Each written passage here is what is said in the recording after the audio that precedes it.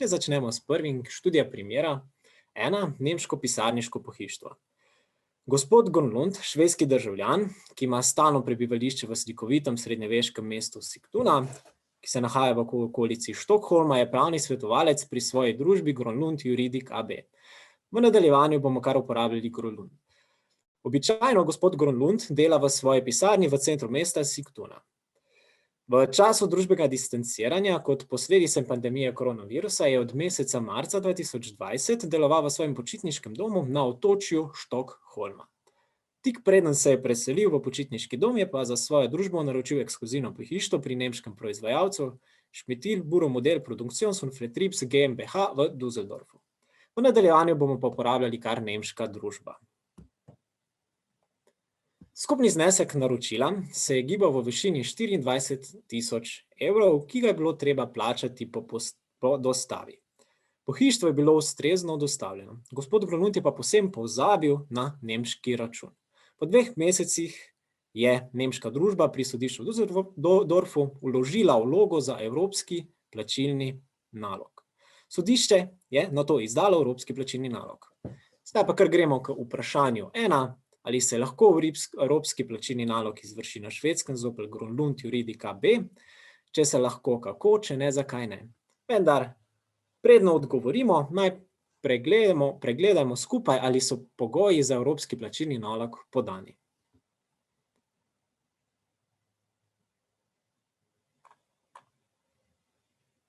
No, če bi se kdo oglasil, za kateri pogoji so podani in zakaj.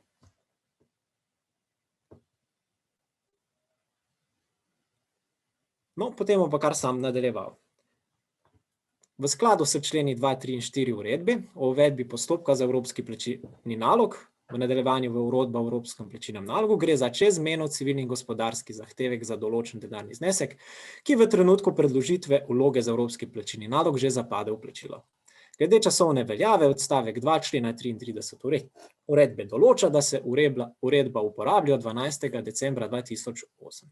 Se pravi, gre za čezmejno civilno in gospodarsko zadevo, gre za čezmejno zadevo, zahtevek za določen denarni znesek, ki v trenutku predložitve vloge za evropski plačilni nalog že zapade v plačilo, kakor tudi je podan element v okviru časovne veljavnosti.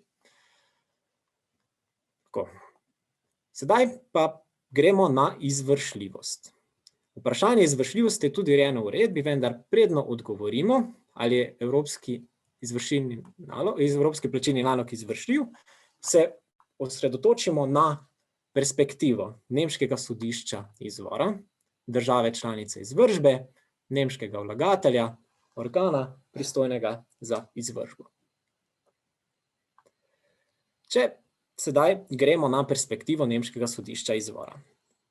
Predno sodišče razglasi evropski plačilni nalog za izvršljiv, mora še kaj narediti oziroma počakati.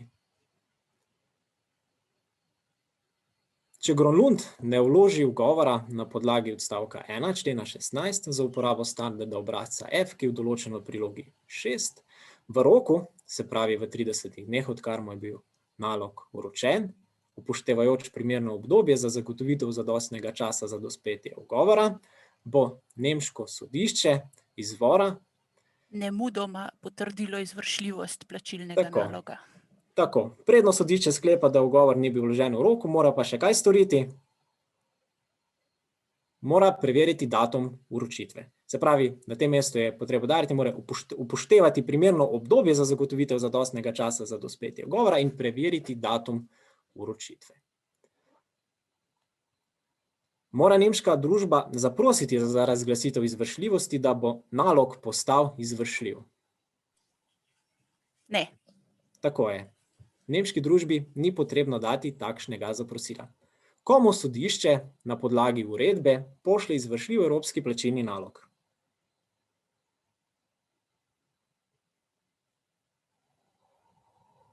Sedaj, če lahko pogledate uredbo, boste videli podlago za ta, ki se nahaja kateri člen in kaj določa.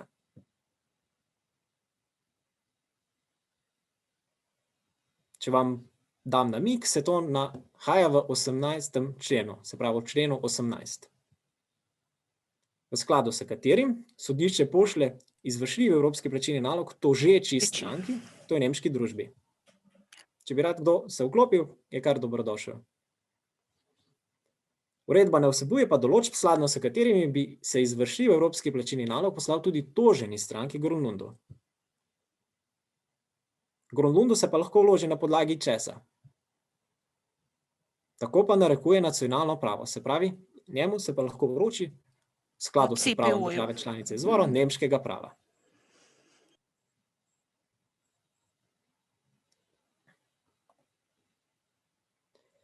Se lahko vloži pravno sredstvo ali obnova postopka zoper odločitev razglasiti izvršljivosti evropskega plačilnega naloga.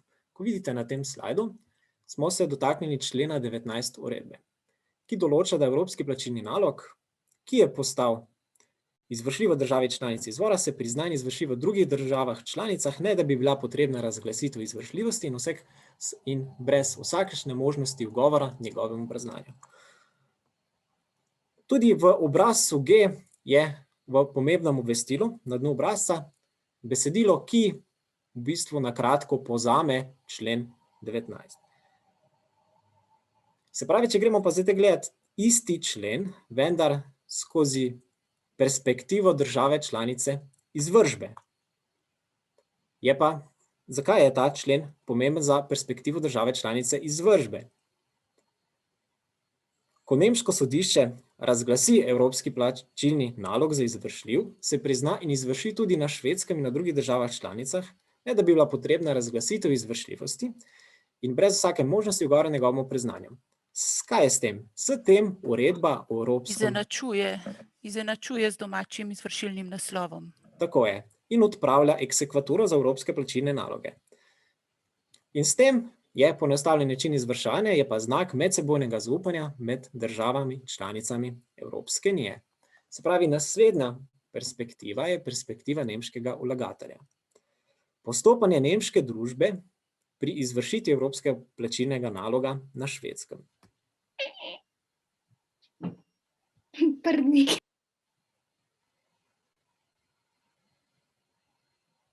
Bi kdo se rad vklopil, kaj povedal? Kaj mora nemška družba narediti, da se evropski plačilni nalog izvrši? Sprožiti izvršilni postopek pač po nacionalnih predpisih Švedske, če je na Švedskem premoženje dolžnika zdaj oziroma toženca. Tako je. Prvo mora nemška družba vložiti organu pristojnemu za izvršbo. Na Švedskem obstaja zgolj en organ pristojen za izvršbo, v katere ime je zapisano na slajdih, kar je verjetno tudi, boste prepoznali razlog, zakaj ne bom tega prebral. Hkrati, ko to vloži, morate biti še podana dva pogoja. Na tem mestu velja izpostaviti drugi člen, oziroma odstavek 2 člena 21. Kopijo izdanega plačilnega naloga. Tako je. Z izvršljivostjo, torej na pravih obrazcih, in pa tudi po potrebi prevod in predloga. Se pravi, prvo vlogo upnika oziroma tožeče stranke in potem sklep sodišča o izdaji evropskega plačilnega naloga oziroma plačilni nalog. Po potrebi v prevodu. Verjetno je smiselno že takoj to predložiti, da čas prihraniš. Ja, prevaja se pa v uradne jezike države članice. Ali se lahko od nemškega povladatelja zahteva varščina? Ne. Tako je. To pa izrecno določa tudi tretji odstavek člena 21. Na tem mestu pride do izraza načelo Evropske unije o nediskriminaciji. Sedaj smo na četrti perspektivi, to je perspektiva organa pristojnega za izvršbo. Najprej osnovno vprašanje, na katerega smo že odgovorili, in sicer katero pravo se uporabi. Uporabi se švedsko pravo. Kot smo že tudi omenili, oziroma ko smo z publike dobili pravilen odgovor, evropski plačilni nalog je enakovreden odločbi izdani v državi članici izvršbe. Tako je, s tem se evropski plačilni nalog izvrši enako, kot bi se švedska nacionalna odločba. To poudarja načelo enakovrednosti. Za zahtevke, ki temeljijo na pravu Evropske unije, bi morala biti na voljo enaka pravna sredstva in postopkovna pravila, ki se razširijo za nalognih zahtevkov za izključno nacionalno naravo. Se pravi, če bi zdaj morali odgovoriti na prvo vprašanje, se lahko evropski plačilni nalog izvrši na Švedskem? Ja. Tako je. Odgovor na prvo vprašanje. Po nacionalnih pravilih. Tako je. Sedaj gremo na scenarij 1 z vprašanje 2. Gronlund ima premoženje tudi na Danskem. Ali se lahko evropski plačilni nalog zoper Gronlunda izvrši na Danskem v okviru uredbe? Ja, kjerkoli ima toženec premoženje v državah članicah EU, če je to v državah članicah EU. Ampak je prej pisalo, da je Danska iz te uredbe izključena. Ja, ok. Aha, hvala. Ja, tako. Uredba velja za vse države članice Evropske unije, razen Dansko. V skladu z odstavkom 3 člena 2 uredbe, izraz države članica pomeni države članice z izjemo Danske. Razlog je pa zato pojasnjen v uvodni izjavi 32. Danska ne sodeluje pri sprejetju te uredbe, ki zanjo ni zavezujoča in v njej ne uporablja. To pomeni, da evropskega plačilnega naloga zoper Gronlunda na Danskem ni mogoče izvršiti v okviru uredbe, kajti Danska se v okviru uredbe smatra za tretjo državo. Ali lahko pa nemška družba pride do premoženja Gronlunda na Danskem? Če lahko, kako? Če ne, zakaj ne?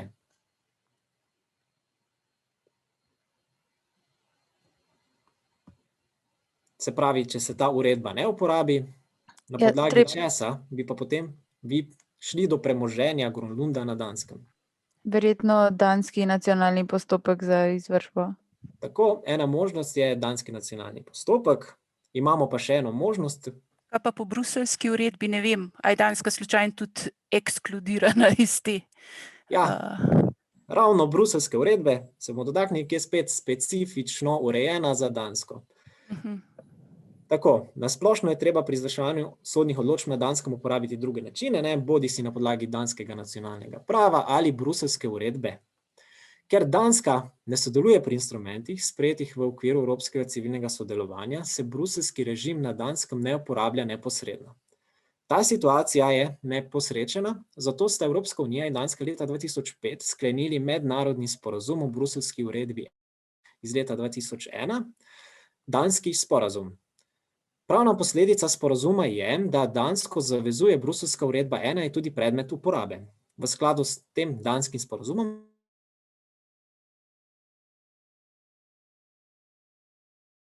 iz leta 2012, se pravi bruseljske uredbe 1a. In tudi Danska je podala takšno deklaracijo, zato Dansko, čeprav po mednarodnem javnem pravu in ne po pravu Evropske unije, bruseljska uredba 1a iz leta 2011 zavezuje in je predmet uporabe.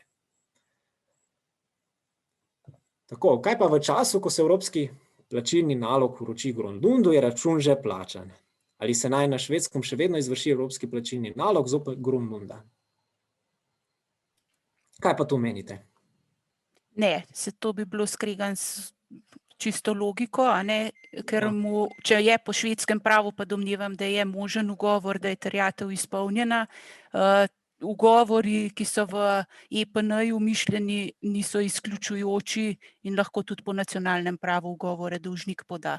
In najbolj tipičnih je, da je prostovoljno plačal.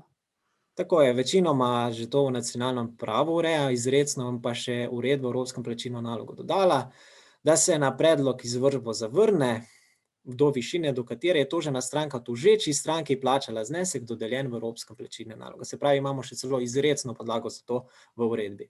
Ko je račun poravnan, se naj zavrne izvršba evropskega plačilnega naloga na Švedskem na podlagi odstavka 2 člena 22. Ti razlogi so pa tudi v tem členu večinoma enaki razlogom za zavrnitev iz člena 21 uredbe o uvedbi evropskega naloga za izvršbo nespornih zahtevkov in člena 22 o uvedbi evropskega postopka v sporih majhne vrednosti. Uredba pa ne vsebuje določb o tem, kako naj tožena stranka ravna v primeru, ko ugovarja izvršbi. To, ko že smo prej pravilno slišali, je vprašanje prepuščeno tudi nacionalnemu pravu, torej v tem primeru švedskemu pravu. Primerjajte zato odstavek 1 člena 21. V tem kontekstu je morda primerno izpostaviti tudi odstavek 3 člena 5, v skladu s katerim sodišče pomeni vsak organ države članice, ki je pristojen za evropske naloge ali za katerekoli druge z njim povezane zadeve. Pojem sodišča vključuje tudi druge organe, ki sodelujejo pri izvršitvi v okviru uredbe. V nekaterih državah članicah, na primer na Švedskem, kot smo imeli možnost prej spoznati, to pomeni, da bo morda treba prošnjo vložiti organu pristojnemu za izvršbo na mesto sodišču. Če gremo na naslednji scenarij, Gronlund je proti nemški družbi na Danskem sprožil postopek zaradi zavarovanja premoženja, ki se nahaja tam. Dansko sodišče je izdalo deklaratorno sodbo, še predno je nemška družba vložila zahtevek za evropski plačilni nalog. Glede na dansko sodbo, Gronlund ni obvezan plačati računa nemški družbi. Ali se lahko v teh okoliščinah še vedno na Švedskem izvrši evropski plačilni nalog? Se pravi, na kaj se cilja s tem primerom?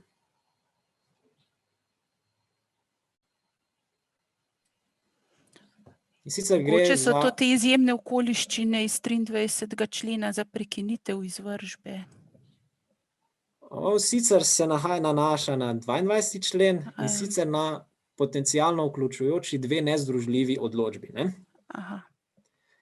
Se pravi, če gremo sedaj na ta člen 22 in odstavek 1 pa naslavlja to vprašanje in sicer določa, v katerih pogojih sodišče države članice izvršbe zaradi nezdružljivosti evropskega plačilnega naloga s preizdano odločbo ali nalogom zavrne izvršbo. Te pogoji pa so, je preizdana odločba ali nalog temeljil na istem dejanskem stanju in je bil izdan med istimi strankami. In preizdana odločba ali nalog izpolnjuje pogoje, potrebne za priznanje v državi članice izvršbe, ter je nezdružljivosti bilo mogoče ugovarjati v sodnem postopku državi članice izvora. Mogoče ima kdo kakšen komentar na ta člen?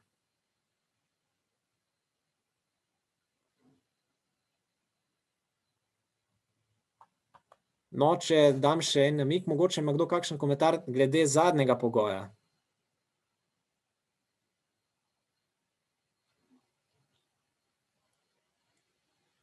Je nezdružljivosti bilo mogoče ugovarjati. Se pravi, vam zveni to smiselno? Ali bi mogoče bilo bolj nesmiselno, da nezdružljivosti ni bilo mogoče ugovarjati? Kaj menite?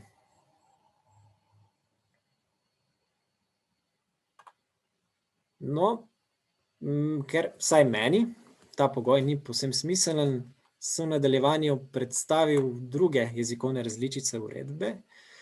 In če gremo posod na ta tretji pogoj, se could not have been, se pravi, ni mogel biti. Ne? Če gremo na uredbo v angleškem jeziku ali če gremo na uredbo v nemškem jeziku, ne? Imamo nicht geltend gemacht werden könnte. Ne? Hrvaška spet nije mogla. Kaj ugotovimo?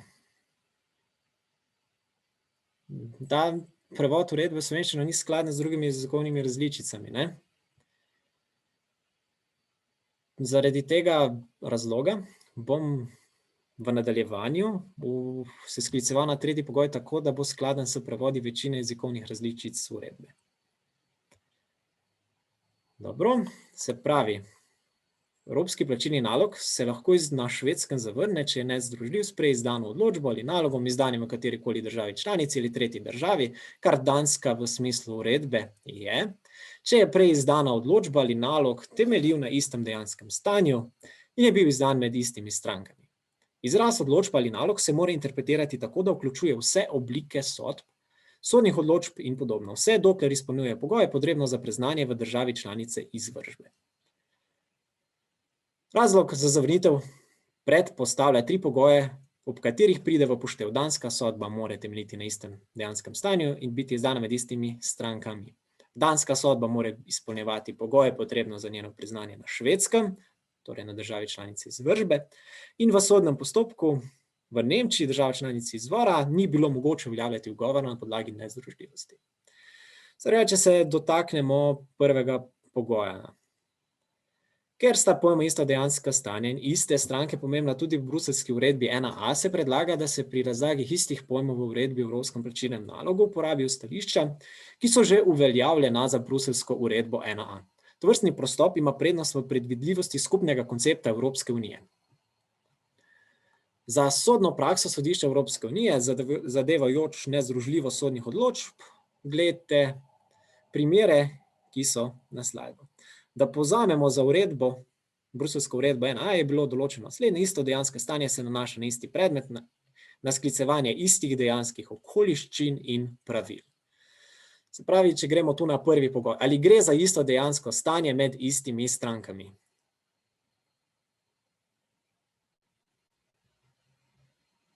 V zadevni situaciji imata evropski plačilni nalog in danska sodba isto dejansko stanje med istimi strankami. Dejstvo pa, da Grunlund v eni zadevi tožena stranka, v drugi pa tožeča, pa ni odločilnega pomena. Če gremo na drugi pogoj, ali prej izdana se izpolnjuje pogoj, potrebno za priznanje na Švedskem. Drugi pogoj, ki mora biti ugotovljen v tej situaciji je, ali je mogoče prej izdano dansko sodbo priznati na Švedskem. V zadevnem primeru bo danska sodba najverjetneje priznana na Švedskem, in sicer na podlagi danskega sporazuma, ki smo ga prej omenili iz leta 2005 in bruselskim režimom. Tretji pogoj, ali je bilo nezdružljivosti mogoče ugovarjati v nemškem sodnem postopku. Zadnji pogoj, ki mora biti izpolnjen, je, da nezdružljivosti ni bilo mogoče ugovarjati med kasnejšim sodnim postopkom v Nemčiji. Za izpolnitev tega pogoja je morali biti toženi stranki Grunlundu preprečeno, da bi se med kasnejšim nemškim postopkom skliceval na obstoj prej izdane danske sodbe. To se objektivno presoja in lahko bi se trdilo, da je bilo v zadevnem primeru tudi tako. Kajti danska sodba je bila izdana pred vložitvijo vloge za evropski plačilni nalog pred nemškem sodišču. Se pravi, če so izpolnjeni vsi pogoji iz odstavka 1 člena 22 uredbe, lahko Grunlund uspešno ugovarja izvršitvi evropskega plačilnega naloga na Švedskem. Velja pa poudariti, da je področje uporabe odstavka 1 člena 22 zelo ozko, zaradi česar bo slednji najverjetneje imel obrobno vlogo v praksi. Sedaj smo zaključili s prvim primerom, sedaj bomo pa šli na študijo primera 2, zaprta vrata vrta Eden. Tudi švedski primer, se pravi gospa Eden, švedska državljanka, je lastnica izjemnega vrta na vzhodu mesta Skane, najjužnejše švedske pokrajine. Ljudje prihajajo tako od blizu kot daleč, da bi si obiskali vrt Eden. Hortikulturno društvo Severne Poljske, v nadaljevanju bomo uporabili kratico HDSP, že dolgo načrtuje ogled mesta Skane, vključno s celodnevnim obiskom znamenitega vrta. Ko dne 12.4.2020 prispejo, so vrata vrta zaprta. Kljub predhodnemu plačilu 11.500 evrov za vstopnino ter 3 različne vodene oglede, kosilo, delavnice cvetličnih mojstrov in prijetne večerje, jim nihče ni sporočil, da je vrt zaradi pandemije koronavirusa začasno zaprt. To novico jim je sporočilo šele obvestilo na manjši tabli na vratih. Gospa Eden ni odgovarjala ne na telefonske klice, kot ne na elektronsko pošto HDSP.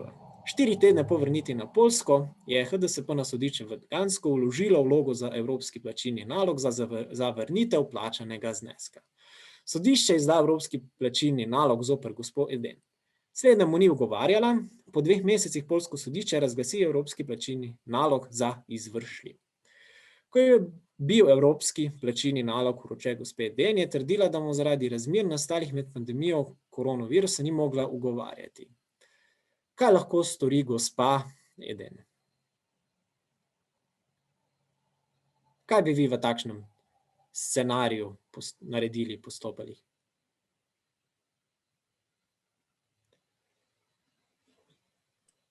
Mogoče tudi na Švedskem roki niso tekli, ne vem. Ja, zanimivo razmišljanje, vsekakor. Ampak predpostavimo, da so.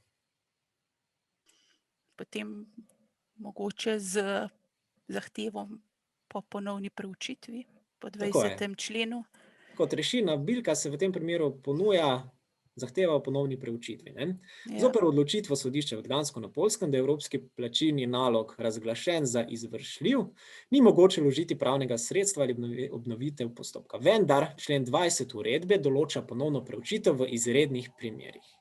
Kot je razvidno na slajdih, bi tu na drugi odstavek prišel v poštev. Po izteku roka člena 16 ima tožena stranka v upoštevanju zahtev te uredbe tudi pravico pred pristojnim sodiščem države članice izvora zahtevati ponovno preučitev evropskega plačilnega naloga, če je bil nalog očitno napačno izdan, to ne gre za naš primer, ampak ali zaradi drugih izjemnih okoliščin. Se pravi, tu bi lahko šli na izjemne okoliščine.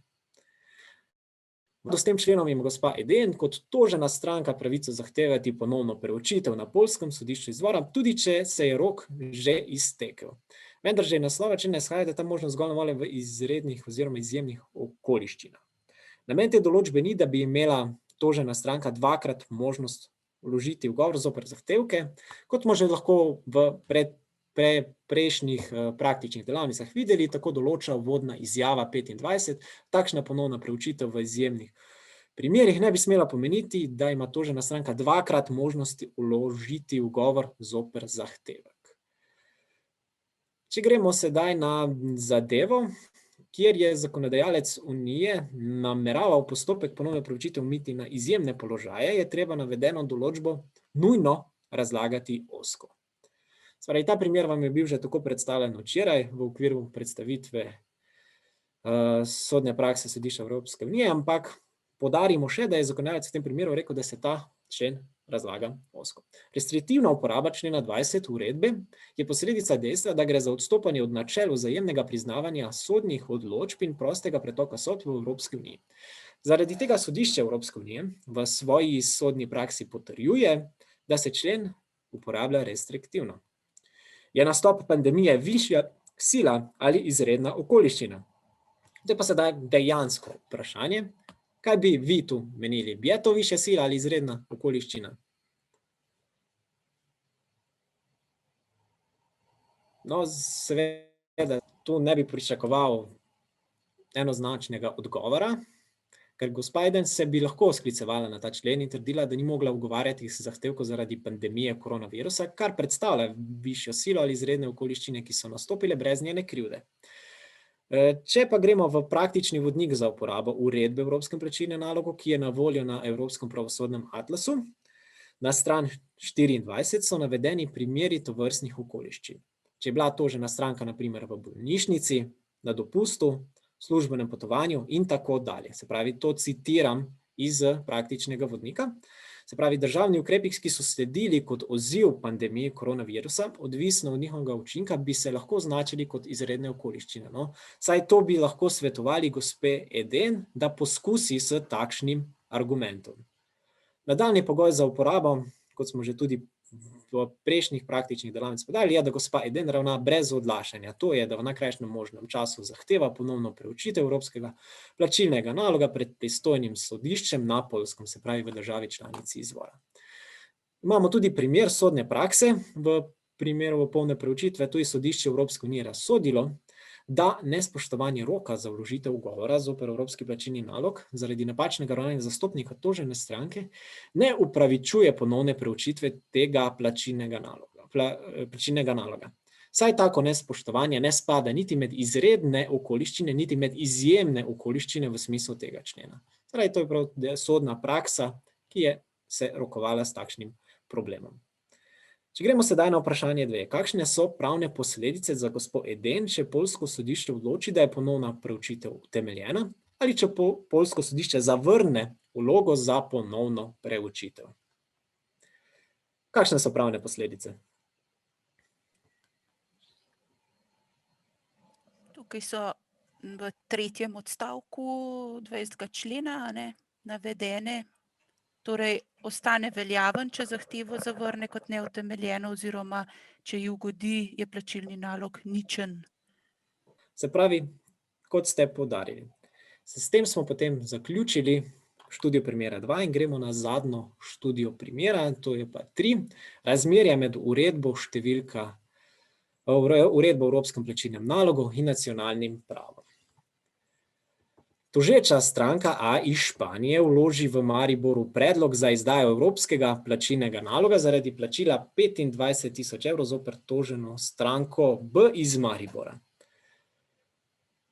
V skladu z odstavkom 1 člena 29 uredbe Evropske plačilne države članice sporočijo komisiji, katera sodišča so pristojne za izdajo Evropskega plačilnega naloga. Komisija informacije objavi v uradnem listu Evropske unije in na druge primerne načine. Slovensko ministrstvo za pravosodje je sporočilo komisiji, da imajo pristojnost za izdajo Evropskega plačilnega naloga okrajna sodišča. Dejansko je to, katero sodišče je to stvarno pristojno, okrajno in okrožno. To ste sicer že obravnavali delno v okviru praktičnih delavnic kolega asistenta Denisa Begrizabehija, ki je že omenil, da se je Sloveniji pripetilo, da je narobe sporočila komisiji. Se pravi, če damo pa zdaj hipotetični primer, država napačno to sporoči in je vedno še to objavljeno v uradnem listu Evropske unije. Kaj v tem primeru zavezujoče za sodnike ali druge pravnike, ki se soočajo s tem problemom v Mariboru? Katero sodišče je pristojno? Stvarno, okrajno ali okrožno? Se pravi, kot je znano, se pravi, vrednost spora se gleda. 20.000 evrov je okrajno, samo ne vemo, ali so stranke slučajen gospodarski subjekti. To smo dali 25.000 evrov. Aha. Se pravi, pardon, okrožno bi bilo. Se pravi, po nacionalni zakonodaji bi bilo definitivno okrožno sodišče. Ampak imamo sporočeno, da je za ministrstvo sporočilo, da je pa pristojno okrajno. Kako bi tako postopali? Bi se izrekla kot okrajno, bi se izrekla za nepristojno. To je prvo pravilo. Tako je, zaradi tega, ker sporočilo Slovenskega ministrstva za pravosodje Komisije o pristojnosti sodišča je bilo nepravilno, če tudi takšno sporočilo potem objavljeno v nenormativnem delu uradnega lista Evropske unije. Tako kot ste pravilno definirali, so slovenski sodniki vedo zakonodajna pravila in na ustavo, ki določajo stvarno pristojnost sodišča. Se pravi, zaradi tega je pristojno okrožno sodišče. Ja, to je primer, podrobneje še lahko v tem primeru oziroma tudi nasploh preberete v knjigi Evropsko civilno procesno pravo avtorja Galiča in Beteto.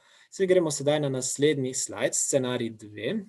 Evropski plačilni nalog je bil vročen tožencu B 11.7.2019. Do kdaj ima toženec na voljo, da vloži ugovor zoper Evropski plačilni nalog? Velja opomniti, da so takrat v Sloveniji, kot veste, sodne počitnice. Se pravi, sodišče deluje zgolj za nujne zadeve. Do katerega datuma lahko tožena stranka vloži ugovor zoper Evropski plačilni nalog? Se pravi, da najprej poudarimo, ali sodne počitnice vplivajo na rok ali ne, kot začetno vprašanje. Verjetno je tukaj treba upoštevati evropsko ureditev, mislim, da je ena uredba, pa ne vem, aj Bruselj, aj katera druga, ki ureja tek teh rokov. Kako se računa? Skratka, evroavtonomna razlaga. Tako je, za štetje rokov se uporablja posebna uredba, in sicer uredba številka 1182/71 o določitvi pravil glede rokov, datumov in iztekov rokov. Se pravi, za to posebno zakonodajo na Evropski uniji. Če gremo sedaj pogledati na to uredbo, vidimo, da se roki določeni v dnevih, tednih ali mesecih, letih začnejo s trenutkom, ko se zgodi nek dogodek ali se izvrši neko dejanje. Velja, da se dan, v katerem se zgodi ta dogodek ali se izvrši to dejanje, pri računanju zadevnega roka ne upošteva. Se pravi, se začne naslednji dan šteti rok. Na to imamo pa še četrti odstavek 3. člena, ki pa določa, če je zadnji dan roka, ki je določen drugače kakor v urah, dela prost dan, nedelja ali sobota, se rok konča z iztekom zadnje ure naslednjega delovnega dne. Tudi uredba ne vsebuje kakršnekoli, da rok ne teče v primeru sodnih počitnic ali kadar sodišče dela zgolj v nujnih zadevah. Ker se bi v primeru tudi rok iztekel na dela prost dan, nedeljo ali soboto, je naslednji delovni dan 12.8.2019, ki je tudi hkrati skrajni rok za vložitev ugovora. Se pravi, to je uredba, katere bi se mogli držati z računanje rokov. Če gremo na naslednji scenarij, tožena stranka B Slovenije namerava vložiti ugovor zoper Evropski plačilni nalog. B razmišlja, da bi to storila s pomočjo odvetnika ali drugega pravnega strokovnjaka. ZPP v 3. odstavku 87. člena določa, da v postopku pred okrožnim sodiščem je pooblaščenec lahko samo odvetnik ali druga oseba, ki je opravila pravniški državni izpit. Ali je lahko pooblaščenec tožene stranke samo druga oseba, ki je opravila pravniški državni izpit, ali to nasprotuje določbam uredbe o Evropskem plačilnem nalogu. Ta določba, kot je verjetno tudi jasno na prvi pogled, ne nasprotuje členu 24, ker zastopanje strani odvetnika ali drugega pravnega strokovnjaka še vedno ni obvezno. Določba 3. odstavka zgolj opredeljuje, kdo je lahko pooblaščenec. Sedaj pa tožena stranka B končno pridobi pooblaščenca. Kako naj tožena stranka predloži pooblastilo sodišču? Se naj uporabi nacionalno pravo? Kaj pa to menite? Kako bi vi priložili pooblastilo? Bi v skladu z nacionalnim pravim ali to specifično ureja uredba o Evropskem plačilnem nalogu? No, če gremo gledati na obrazec A, ki se uporablja, že takoj vsebuje stranke in njihove zastopniki. Se pravi, pooblaščenec tožeče stranke, pooblaščenec tožene stranke, zakoniti zastopnik tožene stranke, zakoniti zastopnik tožeče stranke. To pomeni, da ker obrazec A ne določa predložitve pooblastila sodišča, se pravi, v okviru tega obrazca ni dolžnosti, da bi se moralo pooblastilo predložiti, se podatki zgolj preprosto vnesejo v obrazec. Tako tudi ne pride v upoštev določba člena 26 uredbe, iz katere izhaja, da se vsa procesna vprašanja, ki te uredi niso posebej obravnavana, ureja nacionalno pravo. To se smatra, da ureja uredba, se pravi, se v tem primeru ne uporabi nacionalno pravo. Sedaj sem z mojimi praktičnimi delavnici zaključil, bi pa v nadaljevanju vam še na krajše predstavil Evropski pravosodni atlas in v okviru katerega lahko dostopate do določenih informacij, ki so koristne za vložitve Evropskega plačilnega naloga. Na začetku na preprosto v iskalnik napišete Evropski pravosodni atlas, potem se vam odpre. Med možnostmi tu izberete predložitev zadeve sodišču. Greste na denarne zahtevke, postopek za plačilni nalog. Če podrobneje pogledamo, imamo denarni zahtevki, postopek za plačilni nalog, ter tudi še eno kategorijo sodne takse v zvezi z Evropskim plačilnim nalogom. Se pravi, to je možnost, ki vam ponuja začetna stran. In potem, ko se klikne na to stran, pridobimo ta krajši opis, na katerem imate tudi dostop do praktičnega vodnika za uporabo uredbe, v katerega sem se že jaz predhodno skliceval. Skladno imate pa tudi desno izbiro državi članic, na katere lahko kliknite in dobite podrobnejše informacije o njih. Se pravi, če se klikne na določeno državo članico, dobimo podatke, najverjetneje niso vse prevedene v slovenski jezik, so pa gotovo v angleščini in to so na primer v pogled v kazalo teh podatkih, ki jih lahko dobite, če koga zanima. To je ena možnost, druga možnost vam pa še omogoča, da se Evropski plačilni nalog greste tu na skrajno najnižjo točko Evropski pravosodni atlas za civilne zadeve in imate ponovno Evropski plačilni nalog. Se pravi, lahko do Evropskega naloga postopate na dveh različnih mestih v okviru pravosodnega atlasa. V tem mestu, za to mesto je pa prav uporabno, kot ste že tudi predhodno lahko opazili, za iskanje pristojnosti. Sicer, kot je bilo izpostavljeno za Slovenijo, to ne deluje, ker je še vedno prikaže skoraj okrajno sodišče, ampak vseeno omogoča za iskanje drugih pristojnosti v drugih državah članicah. Ponovno imate pa še tu izbiro drugih držav članic, za katere se zanimate oziroma bi radi podrobno izvedeli kakšne informacije. V okviru tega, se pravi, je že to iskanje pristojnosti, ki izgleda tako. Če se klikne na posamezno državo, jaz sem tu za hipotetični primer dal Hrvaško, ponovno se izpiše iskanje pristojnosti, hkrati so pa to še na voljo členi, ki omogočajo, ker so pristojne sodišča, postopek ponovne preučitve in spremenljivi jeziki. Na tem mestu bi se vam zahvalil za pozornost.